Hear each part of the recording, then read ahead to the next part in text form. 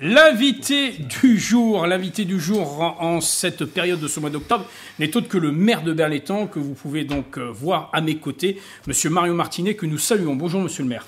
Bonjour Monsieur Lapacciana et bonjour à vos auditrices et à vos auditeurs de Chéri FM. Tout à fait Monsieur le maire. On précise que on se rencontre aujourd'hui en cette semaine de ce mois d'octobre après un conseil municipal, le premier en public, ça c'est important de le signaler, et surtout bien entendu après, il faut le dire, beaucoup d'informations qui ont été même très positives pour la ville, puisqu'on va rentrer de suite dans le vif du sujet, le centre de gestion des finances et vulgairement, notre trésorerie. Voilà, dites-le. Parce que ça, c'est une information importante. Il n'y aura plus le même nom, mais ce n'est pas très grave. L'important, c'est la trésorerie de Berlétan va être maintenue. Mais au-delà d'être maintenue, elle va être confortée. Tout à fait. Puisqu'il y aura 2 trésoreries à moyen terme sur le pourtour de l'Étang, une à Istres, une à Berlétan. C'est-à-dire que, malheureusement, pour la ville de Vitrolles, elle va être supprimée, leur trésorerie, et pour la ville de Marignane, elle sera supprimée. Et tout ça sera à Berlétan, avec un grand centre de gestion qui pourra accueillir aussi bien les entreprises que les particuliers, avec tous les renseignements possibles. Il faut dire que vous étiez aux côtés du Donc c'est une grande victoire. Voilà, aux côtés du personnel. Pendant des semaines et des semaines, des mois et des mois. Auprès du personnel, avec le personnel, et là, c'est de la direction qui viennent de nous informer de cela. Oui, c'est tout frais. Tout récemment. Tout récemment, donc très bonne nouvelle. Et en plus, ça renforce bien entendu le fait que Berlétan reste la commune centre. Et le chef-lieu de canton. Et chef-lieu de canton, et ça je crois que c'était important de le signaler. Monsieur le maire, il y a aussi une autre actualité de mise. Vous avez décidé aussi de communiquer autour de ce parc naturel régional de l'étang de Berre, parce qu'on est en pleine discussion au plan national. Nos élus, que sont les députés de l'ensemble du département des Bouches-du-Rhône, se sont mobilisés pour notre étang de Berre. Il faut le dire, il y a quand même des avancées qui se font. D'ici quelques mois, on aura de grandes nouvelles peut-être à donner à nos amis auditeurs concernant notre étang de Berre. Mais déjà, la défense d'un parc naturel régional ici sur l'étang de Berre est indispensable. Oui, alors, je voudrais arriver au point de départ. Oui. Bien sûr, je voudrais saluer la présidence de M. Didier Kelfa, maire de Saint-Chamas, d'une part. Saluer aussi la mission parlementaire qui a été réalisée avec les 3 députés. Et quelles que soient les tendances politiques qui se sont unies. Et donc ça, je voudrais le saluer. Et sous peu, je vais assister à une réunion de présentation du rapport de cette mission.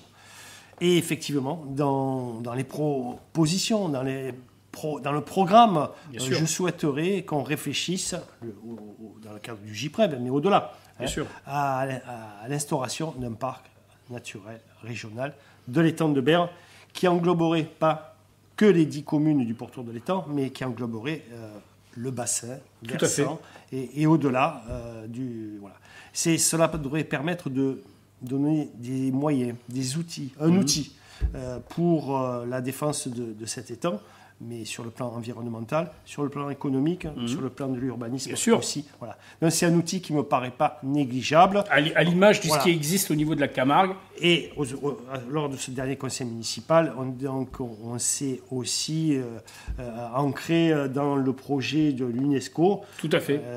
Avec plaisir. Avec plaisir. Le parc, l'UNESCO, tout ça devrait faire une dynamique pour que notre étang revive.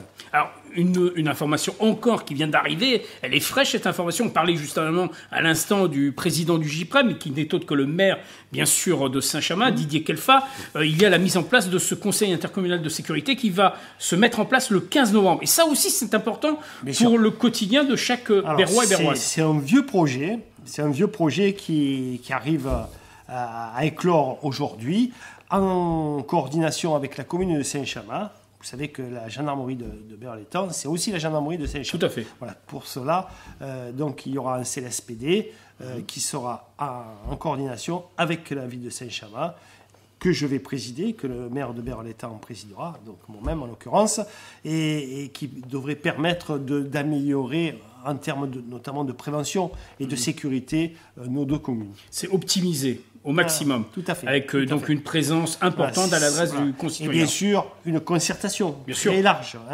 aussi bien dans le domaine de l'éducation, dans le domaine associatif, dans le domaine économique. Voilà. Il y aura une communication qui va être faite au sein du CSPD importante et suffisamment large pour faire en sorte que demain, nos Béroises et nos Bérois, nos Saint-Chamasséens, soient...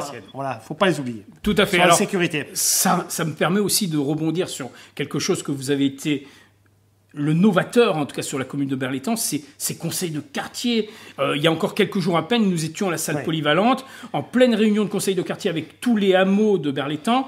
Pas mal de questions fort intéressantes. Moi, je suis très fier d'avoir initié depuis plus de 3 ans ces conseils de quartier qui débouchent souvent sur des réunions de quartier. Voilà. Mais les conseils de quartier, c'est aussi un moment d'échange. Voilà. Tout à fait. On sent que les gens sont là pour...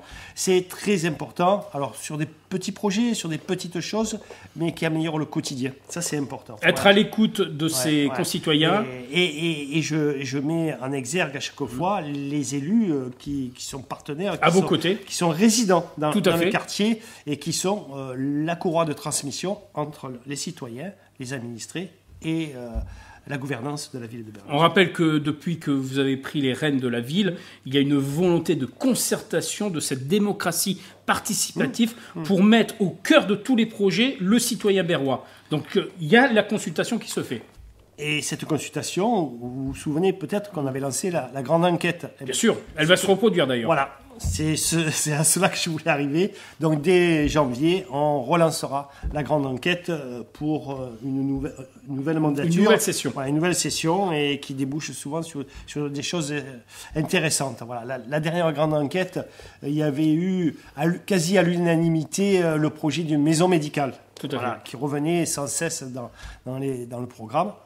C'est en cours. Oui, vous l'avez annoncé lors de la réunion du conseil du quartier. Voilà, ça avance. On salue d'ailleurs Et je salue le délégué en charge de la santé, Charles Infriani, tout à fait, qui est en charge de ce dossier. Un travail extraordinaire avec bien sûr Charles. ses confrères. C'est pas tout, parce que on rappelle quand même qu'ici à Berlétan, on a une vocation, c'est d'aller de l'avant en tout cas, et la preuve en est, avec cette consultation qui a eu lieu pendant cette période fin estivale, début de rentrée, sur l'écoquartier. Il y a eu des projets qui ont été présentés et on a été étonnés par la réponse des Berrois parce qu'ils ont répondu présent. Ils sont venus faire part de leurs doléances. Tout à fait. On s'était engagé. Rappelez-vous, avant les élections, à ce que ce projet soit présenté aux Berroises et aux Berrois. C'est fait, c'est quelque chose de fait. Ça a un peu tardé. Covid. Malheureusement, on est dans malheureusement, ça a été fait. Donc, ça a été présenté dans la salle de l'hôtel de ville. C'est encore accessible dans l'accueil de la mairie. Et de là, d'ici la fin de l'année, on devrait choisir l'un des 7 projets. Un projet promoteur, bailleur social, etc., etc. Voilà, alors je vous l'ai dit, il y a eu de grands architectes, qui ont répondu à ce projet, de grands architectes de renom internationaux. Et on a vu en tout cas des projets qui sont très différents les uns des autres. Et au travers de ce projet, c'est aussi le moyen de loger les Berroises et les Berrois pour tout porte-monnaie. Voilà, bien sûr, accès à la propriété ou accès en tout cas à l'habitation avec du locatif, avec des prix raisonnables. Et ça, c'est une volonté essentielle de l'équipe municipale qui vous entoure. Alors là, on revient vers le conseil municipal qui a eu lieu jeudi dernier. Alors avant même de revenir sur les questions principales qui ont été d'ordre bien sûr classique, je vais quand même faire une aparté vers la volonté de la ville de Berlétan de se mobiliser à l'adresse des sinistrés des Alpes-Maritimes. Vous avez fait voter donc une subvention et il y a toute une mobilisation qui se fait autour. Berlétan, c'est avant tout la solidarité, vous le savez, et vous êtes le témoin. On l'a décliné. Notamment dans le cadre du Téléthon. Bien sûr. Et donc, première ville du département des Bouches-du-Rhône pour atteindre ses habitants. Chaque fois qu'il y a un drame dans ce pays, on essaye d'être présent. Je parle de la ville de Berlétan. Et pour les sinistrés de Nice, bien sûr, on sera présent. Et on a fait voter à l'unanimité une subvention de 10 000 euros pour ces malheureux. Voilà, on signale aussi, on en profite, qu'il y a une collecte qui est en train de se faire. Ça se passe à l'espace patrimoine et découverte. Donc surtout de l'alimentaire. Une collecte pour de l'alimentaire. Il y a un peu de tout, il y a des jouets, il y a l'alimentaire, je lis en même temps. Oui, parce que pâtes, riz, farine, sucre, huile, compote, conserve, etc. Des boîtes de lait pour les enfants. De la vaisselle jetable de la vaisselle jetable, des ustensiles de cuisine. Et tout cela, vous allez le déposer à l'espace Patrimoine et Découverte au 25 avenue Roger Sangrego. Et vous m'avez dit en aparté que même les pompiers aussi... Et de la même façon, les pompiers font aussi une collecte. Voilà. Donc, voilà. On revient sur ce conseil municipal qui a été le premier avec le public. Ça, c'était important. Oui, c'est bien de retrouver... Avec les mesures de distanciation, le masque, voilà. Et il y avait un peu de public. Voilà, c'est plus agréable que de faire ça au travers d'une vidéo. Et ça a été un conseil municipal... Assez studieux, parce que c'était des questions... Sans trop de problèmes, voilà. Très important, en tout cas, dans la vie communale. Ouais. Alors, on revient quand même aussi sur quelque chose qui va se passer dans les jours qui vont venir.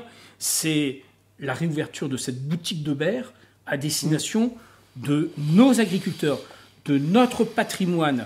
Parce que la boutique de Berre va relancer une opération qui a été lancée l'an dernier, qui va permettre aux Berrois de venir pouvoir commander des produits de terroir. Oui, ben c'était... Je crois que c'est le 19, hein. Voilà, on précise bien, c'est lundi prochain. Ouais, c'est récurrent, c'est récurrent. Mais c'était important, surtout en cette période. Voilà, pendant le Covid, pendant le confinement, il y a eu des producteurs qui étaient présents à cette boutique. Antérieurement, à chaque fois qu'on le peut, on met en avant, on met en exergue nos producteurs locaux. D'accord.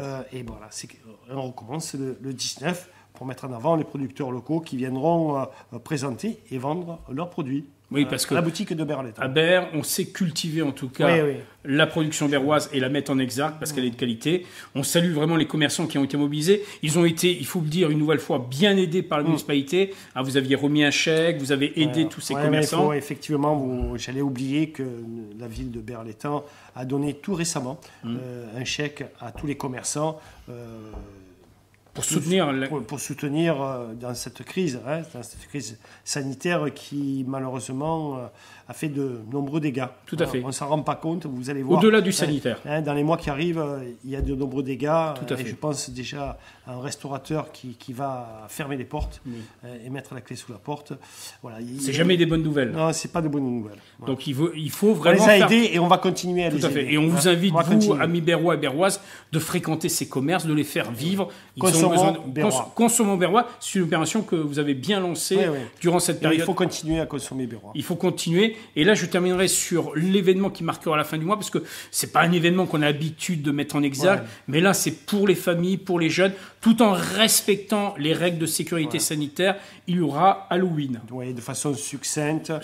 Mais comme on a fait le carnaval, de manière une petite animation autour d'Halloween qui se fera notamment sur la place de l'Hôtel de Ville, et avec de la déambulation. Tout à fait. Quelques petites surprises. Des surprises pour les enfants. Voilà. Les enfants. Monsieur le maire, n'auront pas peur. On donne d'ores et déjà rendez-vous à nos amis qui nous écoutent et qui nous regardent sur l'actualité berroise qui, en cette fin d'année, nous réserve encore de bonnes surprises avec de bonnes nouvelles qui vont bien entendu se succéder et on l'espère, c'est le but essentiel. Mais on rappelle qu'il y a un site internet, il y a une page Facebook, il y a toute l'actualité berroise à discrétion pour nos amis qui nous regardent, qui nous écoutent et il ne faut pas hésiter à les consulter. Tout à fait. Donc je vous invite à aller sur le site internet de la ville, sur Cœur de Berre. Et je voudrais repasser un message auprès de la population sur le port du masque, la distanciation. Surtout qu'il y a eu des informations qui ont été divulguées qui ne sont pas... Oui, faites attention à tout ce qui se dit. Sur le plan sanitaire, je vous invite à continuer à faire très, très attention. Les choses sont en dents de scie. Une semaine, il y a beaucoup plus de cas. Une autre semaine, il y a moins de cas. Ne me demandez pas le nombre de cas qu'il y a. On n'a pas connaissance. C'est les RS qui en est... Mais le nombre de cas sont légèrement en augmentation depuis cette semaine. Et voilà. Protégez-vous. Protégez-vous. C'est le mot d'ordre. Monsieur le maire, on se retrouve très bientôt sur l'antenne. À très bientôt. Merci. Avec vos auditeurs et vos auditrices. Merci, monsieur Mario Martinet. C'est ainsi que nous clôturons cet invité du jour. On vous invite à rester fidèle tout au long de cette fin d'année sur l'antenne du 106 FM.